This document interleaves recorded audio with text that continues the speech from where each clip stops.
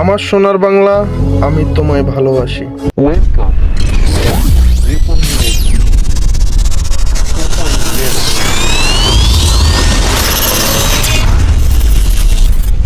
আমার সোনার বাংলা, আমি তোমায় ভালোবাসি।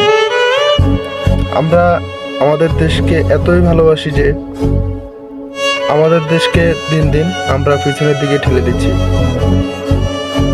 কারণ কি জানেন, আমাদের মাঝে একতা নেই, আমাদের মাঝে সবসময় দ্বন্দ্ব থাকে।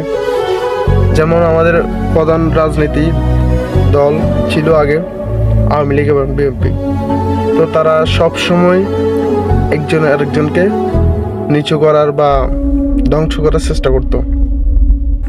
সেজন্য কি হচ্ছে, আমাদের দেশটা এখন ধ্বংসের মুখে। অন্য দেশও আমাদের দেশকে এখন হুমকি দেয়, এটাও আমরা মানতে হচ্ছে। তো যেটা ফলশ্রুতি এখন আমরা পাইতেছি এবং আমাদের দেশকে ভুগতে হচ্ছে।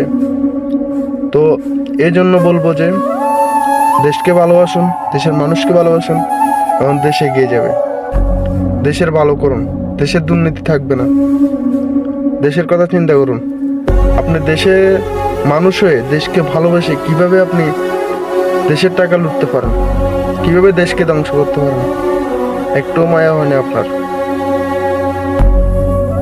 কি ভাবছেন? ওরা কি মানুষ নাকি অন্য কিছু? হ্যাঁ, ঠিকই ভাবছেন, ওরা আসলে মানুষ না, ওরা আসলে স্বার্থলোভী, ওরা আসলে দেশকে ভালোবাসে না। আমরা নিম্নবিত্তরাই বা মধ্যবিত্তরাই দেশকে নিয়ে ভাবি, এটাই আসলে ফ্যাক্ট।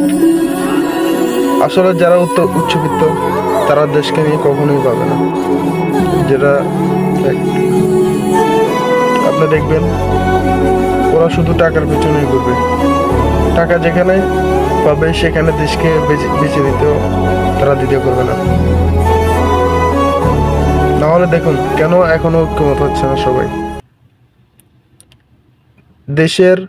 আমাদের মুক্তিযুদ্ধ হয়েছিল 1971 সালে, প্রায় 51-52 বছর পরেও আমরা এখন দেশকে নিয়ে লড়তেছি নিজের দেশের ভিতরে।